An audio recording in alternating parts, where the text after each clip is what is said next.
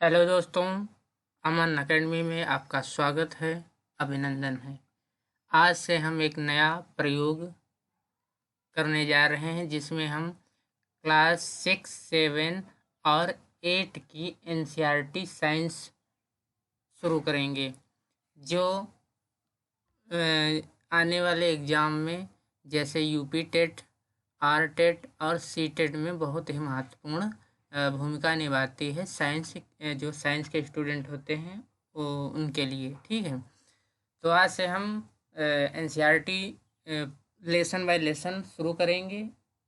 जो आज हम क्लास 6 की एनसीईआरटी पढ़ेंगे, जिसमें अ, जिसमें कुल 16 लेसन हैं और पर डे एक लेसन को समाप्त करेंगे। इसमें कुल 16 लेसन है, यानी पहला लेसन है भोजन कहाँ से आता है, यानी भोजन या कहाँ से आता है। और तो इसी प्रकार भोजन के घटक, फिर तीसरा लेसन है तंत्र से वस्त्र तक और अन्य। इसी प्रकार जो है कुल 16 लेसन है। आखिरी लेसन है कचरा संग्रहण एवं निपटान। तो इस प्रकार हम लेसन बाय लेसन, जो आज हमारा पहला लेसन है भोजन कहाँ से आता है, इसको हम स्टार्ट करेंगे और पूरा समाप्त करेंगे। पहला लेसन है भोजन या कहाँ से आता है। आज आपने अपने घर में क्या खाया था, पता लगाइए कि आपके दोस्त ने आज क्या खाया था।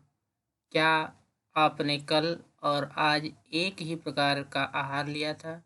क्या यह सत्य है कि अलग अलग समय में हम भिन्न भिन्न प्रकार के आहार लेते हैं। जाहिर सी बात है कि हम जब भोजन करते हैं तो उसमें कई प्रकार के व्यंजन होते हैं, जैसे दाल, चावल, सब्जी, रोटी, अन्य प्रकार के जो है व्यंजन होते हैं। इसी प्रकार विभिन्न खाद्य पदार्थ, यानी जो खाद्य पदार्थ होते हैं वो विभिन्न प्रकार के होते हैं। यहाँ पर क्रियाकलाप पहला दिया हुआ है। विद्यालय में अपने दोस्तों से उन खाद्य पदार्थों की जानकारी प्राप्त करें जो वे पूरे दिन खाते हैं। यदि वे विभिन्न राज्यों के रहने वाले हो तो उनमें यह भी जानकारी प्राप्त करने का प्रयास करें। जाहिर सी बात है कि जो अलग अलग प्रदेशों के बच्चे होते हैं, यानी वहाँ के निवासी होते हैं, उनके रहन सहन और खान पान अलग होता है। तो यहाँ पर एक सारणी बताई गई है कि अपने दोस्त के नाम लिखो और वो क्या क्या खाते हैं, और अगर वो किस राज्य के हैं तो उन राज्यों का नाम भी लिखो। यहाँ पर ये देखिए इडली बनी हुई है, ये मछली है, और यहाँ पर अन्य प्रकार के जो है खाद्य पदार्थ बने हुए हैं। फिर है अपने भोजन में हम अनेक प्रकार की चीज़ें खाते हैं। खाने की ये चीज़ें, सभी चीज़ें किससे बनी हैं। जैसे पके हुए चावल के बारे में सोचो। पके हुए चावल जो होते हैं वो जाहिर सी बात है चावल और पानी से बनाए जाते हैं। हम कच्चा चावल लेते हैं और उसे पानी में उबालते हैं, इसे तैयार करते हैं। इसे तैयार करने में हमें दो पदार्थों या संघटकों की आवश्यकता होती है, यानी जब हम चावल को पकाते हैं तो उसमें दो संघटकों की आवश्यकता होती है। इसी प्रकार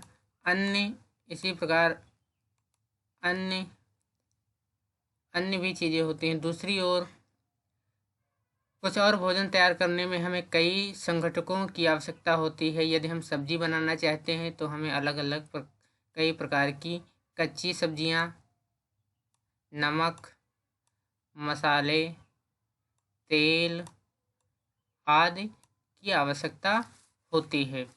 यहाँ पर जो महत्वपूर्ण चीज़ें होती हैं जो परीक्षा के उपयोगी होंगी उनको हम अंडरलाइन करते जाएंगे। अगर आप चाहें तो अपनी नोटबुक में लिख सकते हैं। एक दूसरा क्रियाकलाप बताया गया है। सूचीबद्ध कुछ खाद्य पदार्थों को छांटिए और अपने दोस्तों या घर पर चर्चा करके जानकारी प्राप्त कीजिए कि इनको बनाने के लिए कौन कौन सी सामग्री चाहिए। इसको सारणी 1.2 में सूचीबद्ध कीजिए। वस्तु का नाम और उसमें प्रयुक्त कच्ची सामग्री के कुछ उदाहरण हैं। सारणी 1.2 में दिए गए कुछ अन्य सूची में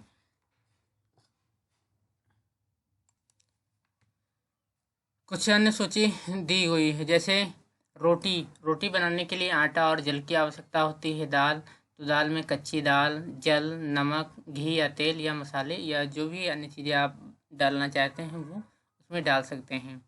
हमने क्या देखा? कक्षा में चर्चा कीजिए कि यदि हम विभिन्न व्यंजनों में कुछ संगठक समान रूप से प्रयुक्त करते हैं, अच्छा ये संगठक कहाँ से आते हैं, यानी जो संगठक होते हैं, जो वस्तुएं होती हैं वो कहाँ से प्राप्त होती हैं।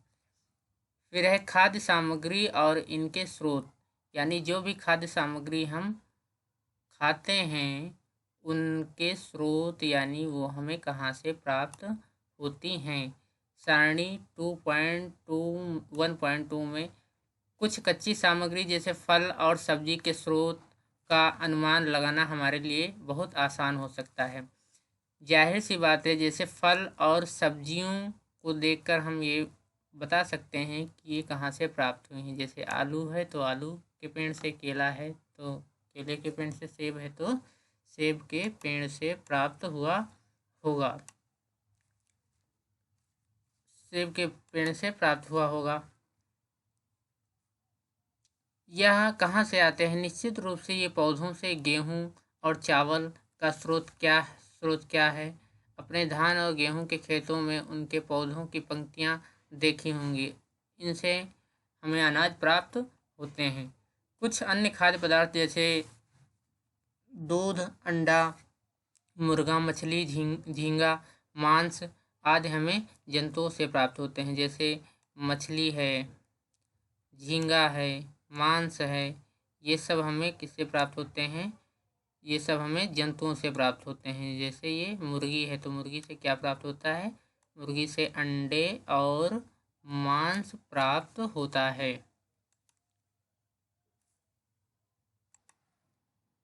ठीक है। इसी प्रकार आइए हम पूर्व सूचीबद्ध खाद्य पदार्थों एवं उनके संगठकों के स्रोत जानने का प्रयास करें। कुछ उदाहरण सारणी 1.3 में दिए हैं और कुछ उदाहरण इन सूचियों में जोड़िए। इसके रिक्त स्थानों की पूर्ति कीजिए। क्रियाकलाप, यहाँ पर एक सारणी दी हुई है। जैसे ये देखिए, यहाँ पर जो है धान के खेत हैं जिनसे हमें धान उगाया जाता है, और ये गेहूँ है। यहाँ पर एक जो है किसान गेहूँ को ले जा रहा है। तो इस प्रकार हम ये समझ सकते हैं कि धान और गेहूं कैसे प्राप्त होते हैं। तथा फल इत्यादि के स्रोत हैं। जंतुओं से हमें दूध, मांस, अंडे, अन्य जानता उत्पाद ये बहुत महत्वपूर्ण है। जानता उत्पाद का मतलब होता है कि जंतुओं से प्राप्त होने वाला जो भी उत्पाद होता है उसे हम जानता उत्पाद कहते हैं। गाय, बकरी और भैंस दूध देने वाले कुछ सामान्य पशु हैं। दूध एवं विभिन्न दुग्ध उत्पाद जैसे मक्खन है, क्रीम है, ये सब हमें दुग्ध से प्राप्त होते हैं। इसी प्रकार कुछ व्यंजन हैं और उसमें प्रयुक्त सामग्री, जैसे इडली बहुत ही लोकप्रिय व्यंजन है। इसमें जो खाद्य सामग्री होती है वो चावल है, उड़द की दाल है, नमक है, जल है। और जो चावल होता है वो किससे प्राप्त होता है? पौधों से। इसी प्रकार चिकन करी है। चिकन से मसाला, घी, तेल, जल और पादप स्रोत जो है, मतलब जो स्रोत है वो जंतु और पौधों से। जो मसाले होते हैं वो जाहिर सी बात है पौधों से प्राप्त होते हैं, जैसे तेल है तो ये सब पौधों से प्राप्त होते हैं। इसी प्रकार खीर में जो प्रयुक्त होता है दूध, चावल, चीनी। दूध जंतु से प्राप्त होता है, चावल पौधों से, चीनी भी पौधों से प्राप्त होती है। इसी प्रकार घी, पनीर, दही का उपयोग संसार के प्रत्येक क्षेत्र में किया जाता है। क्या आप कुछ अन्य जंतुओं के नाम बता सकते हैं जो हमें दूध देते हैं? ठीक है। अब है भोजन के रूप में पौधे के भाग और जंतु उत्पाद, यानी भोजन, पौधों को भी भोजन के रूप में इस्तेमाल होता है। उनके जो भाग होते हैं उन भागों से अनेक प्रकार के भोज्य पदार्थ बनाए जाते हैं। जैसे पौधे हमारे जीवन का मुख्य स्रोत हैं। हम पौधों के कौन कौन से भाग का उपयोग खाद्य पदार्थ के रूप में करते हैं? हम पत्तियों वाली अनेक सब्जियां खाते हैं। ये याद रखिएगा, हम पत्तियों वाली अनेक सब्जियां खाते हैं। कुछ पौधे के फलों को भोजन के रूप में खाते हैं। कभी हम जड़, कभी तना, कभी पुष्प, कभी भोजन के रूप में खाते हैं। कभी आपने सीताफल या काशी फल के फूलों के चावल की पिट्ठी में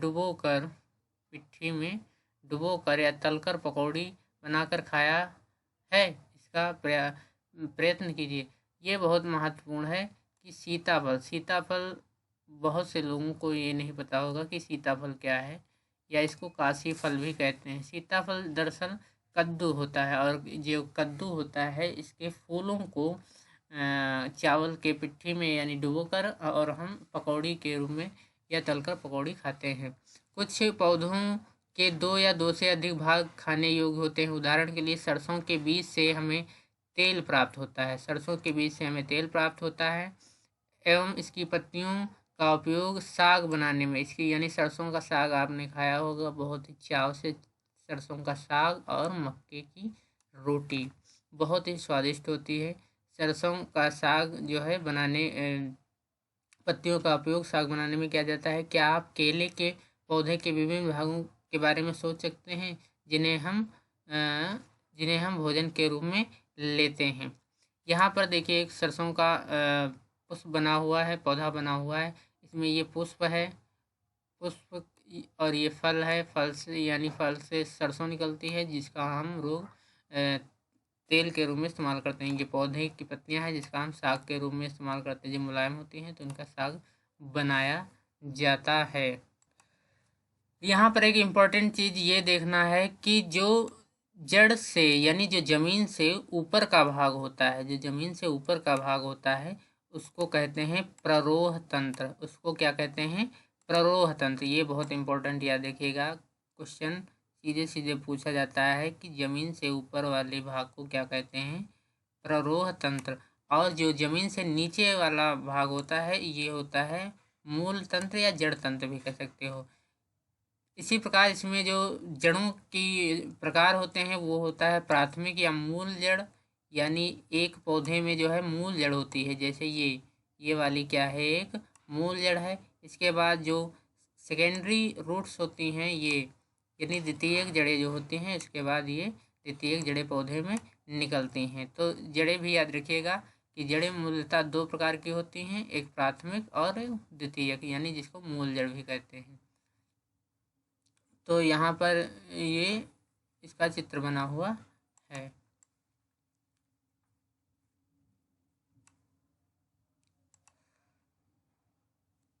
फिर है भोजन के रूप में। क्या आप किसी अन्य पौधे के बारे में सोच सकते हैं जिसके दो या दो से अधिक भाग खाए जाते हैं? एक क्रियाकलाप है। यहाँ पर सूचीबद्ध सभी खाद्य पदार्थों में उन संघटकों को छांटिए जिनका मुख्य स्रोत पौधे हैं। ये पौधे के किन किन भागों से प्राप्त किए जाते हैं? इन खाद्य पदार्थों और पौधों के सारणी में सूचीबद्ध करिए।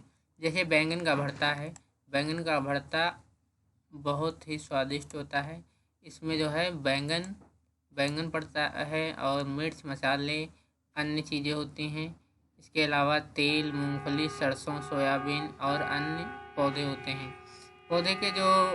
पौधे का भाग जो हमें संगठक देता है, जैसे फल, और ये भी फल, और ये इससे बीजों से ये चीज़ें हमें प्राप्त होती हैं। तेल है, मूंगफली, ये सरसों, ये सब क्या है? बीज हैं। फिर आगे देखते हैं। आपने अपने आसपास अनजान पौधों पर यह देखने के लिए परीक्षण ना करें कि वे खाने योग्य हैं या नहीं, क्योंकि कभी कभी पौधे विषैले भी होते हैं। चलिए आगे देखते हैं। एक क्रियाकलाप है। मूंग व चने के कुछ सूखे बीज लीजिए। अब इनमें से कुछ बीजों को जल से भरे एक पात्र में डाल दें तथा एक दिन के लिए छोड़ दें। अगले दिन जल को पूरी तरह निकाल दें और बीजों को गिलास में रहने दें। इन्हें एक गीले कपड़े में लपेटकर एक ओर रख दीजिए। क्या आप बीजों में कुछ परिवर्तन देखते हैं? क्या एक छोटी सी सफ़ेद संरचना बीज से बाहर निकलती है? यदि हाँ, तो बीज अंकुरित हो गए हैं। यहाँ पर देखिए, यहाँ पर सूखे मूंग हैं और इनको जब भिगोने के बाद 1 दिन रखने के बाद इसमें देखिए छोटी छोटी शाखाएं निकलने लगी हैं, यानी जो मूंग है वो अंकुरित होने लगा है। क्या होने लगा है? अंकुरित होने लगा है। यानी जब बीजों से नई नई कलिकाएं निकलने लगती हैं तो हम इसको कहते हैं कि वो क्या होने लगे हैं? अंकुरित होने लगे हैं। यदि नहीं तो बीजों को पानी में धोएं, पानी निकाल दें और गीले कपड़े से ढककर अगले दिन के लिए उन्हें छोड़ दें। क्या उस दिन आपको बीजों से बाहर निकलता हुआ एक छोटा सा अंकुर दिखाई देता है? अंकुरों को सावधानी से धोकर आप इन्हें खा सकते हैं। ये उबाले भी जा सकते हैं। इनमें कुछ मसाले मिलाने पर खाने के लिए एक स्वादिष्ट अल्पाहार तैयार हो जाता है। इसी प्रकार चने में भी क्या होता है कि चने को अगर आप भिगो दोगे और 1 दिन भिगोने के बाद अगले दिन नए कपड़े में बांध कर रख दीजिए, फिर अगले दिन इसमें से जो है शाखाएं निकलने लगती हैं जो खाने में बड़ी स्वादिष्ट होती हैं।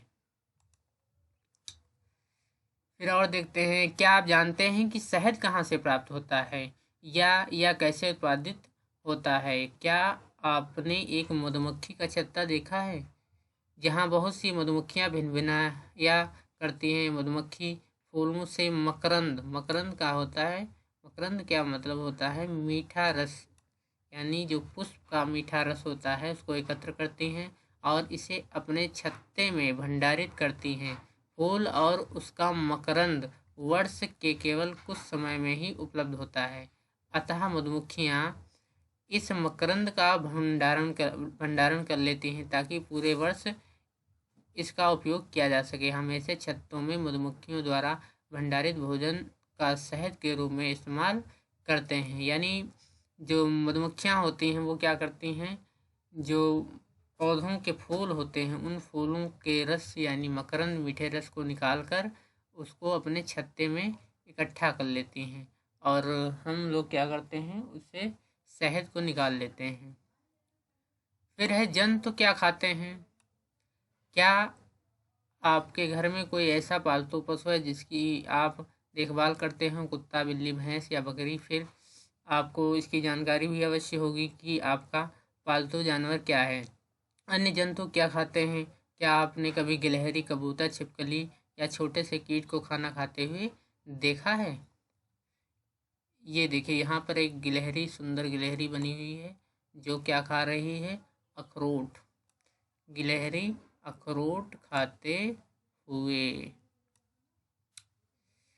एक सारणी बनी हुई है, इसमें कुछ जानवरों के नाम हैं और उसमें यह आपको भरना है कि कौन से जानवर कौन सी चीज़ें खाते हैं। जैसे भैंस है, भैंस से हमें दूध प्राप्त होता है। ये क्या खाती है? घास, खली, भूसा, अनाज, पत्ती।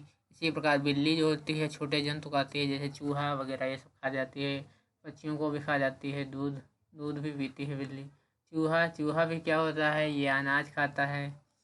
शेर होता है, शेर जानवरों को खा जाता है, जैसे बिल्ली है, बकरी है, अन्य प्रकार के हैं।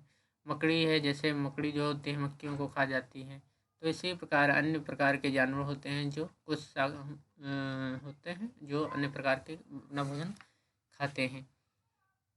इसी प्रकार एक और सरणी, इसके जंतुओं को 3 वर्गों में विभाजित किया गया है। पहले वर्ग में केवल वे जंतुओं के नाम लिखिए जो केवल पौधे और पादप उत्पाद खाते हैं। जो केवल पौधे या पादप उत्पाद खाते हैं उनको हम क्या कहते हैं? शाकाहारी कहते हैं। क्या कहते हैं? शाकाहारी। यहाँ कुछ जंतु ऐसे हैं जो दूसरे प्राणियों को खाते हैं, उन्हें दूसरे वर्ग में रखते हैं। इन प्राणियों को हम क्या कहते हैं?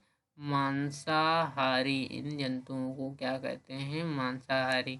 यानी ऐसे जंतु जो केवल मांस खाते हैं उनको हम मांसाहारी, और जो केवल पादप यानी पौधे खाते हैं उनको हम कहते हैं शाकाहारी। इसी प्रकार कुछ और भी जंतु होते हैं जो भोजन पौधों और जंतु दोनों ही होते हैं, जिनका भोजन जो होता है वो पौधों को भी खाते हैं और जंतुओं को भी खाते हैं। इनके लिए एक नया वर्ग तैयार किया गया है जिसको हम कहते हैं सर्वाहारी। सर्वाहारी का मतलब दोनों प्रकार का भोजन, शाकाहारी भी और मांसाहारी भी। ऐसे हम जंतुओं को क्या कहते हैं? सर्वाहारी कहते हैं। क्या कहते हैं? सर्वाहारी। यहाँ पर एक सारणी बनी हुई है जिसमें शाकाहारी, मांसाहारी और सर्वाहारी तीनों टाइप लिखे हुए हैं। इनको आपको भरना है। एक पहेली भी पूछी है कि क्या आप जानना चाहते हैं कि मनुष्य को हम किस वर्ग में रखेंगे? जाहिर सी बात है, सभी को पता होगा कि मनुष्य किस में आएगा? सर्वाहारी में, क्योंकि मनुष्य मांस और पेड़ पौधे यानी पादप भी खाता है, इसीलिए हम इसको किस में रखेंगे? सर्वाहारी में रखेंगे। ठीक है। हम जानते हैं कि हम में से बहुत से लोग ऐसे हैं जिन्हें पर्याप्त भोजन नहीं मिलता। हमें ऐसे उपाय खोजने की आवश्यकता है जिसके द्वारा देश में अधिक खाद्य उत्पादन किया जा सके। यही पर्याप्त नहीं होगा, बल्कि हमें ऐसे भी उपाय खोजने चाहिए जिनसे यह सुनिश्चित हो सके कि यह भोजन हम में से प्रत्येक को आसानी से उपलब्ध हो सके। ठीक है। तो इस लेसन में वैसे कुछ खास नहीं था, और ये हमारा पहला लेसन था क्लास 6 का कि भोजन के कहाँ से हमें प्राप्त होता है। तो इसमें मुख्यतः 2-3 पॉइंट जो एग्ज़ाम के हिसाब से थे कि सर्वाहारी कौन से होते हैं, मांसाहारी कौन से होते हैं। तो ये आज हमारा ये लेसन पूरा हो गया है, और इसके अलावा हम अगला लेसन अगली क्लास में करेंगे। ये सीरीज कंटिन्यू चलेगी, क्योंकि ये सी-टेट और यूपी-टेट और आर-टेट यानी जितनी भी टेट परीक्षाएं होती हैं उसमें बहुत ही महत्वपूर्ण होता है, क्योंकि ये पूरे 30 नंबर का आता है और एनसीईआरटी साइंस से तो सीधे सीधे क्वेश्चन आते हैं। तो ये हमारा पहला लेसन था।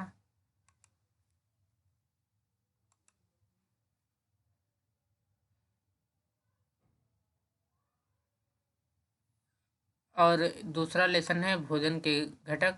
ये हम अगली क्लास में पढ़ेंगे।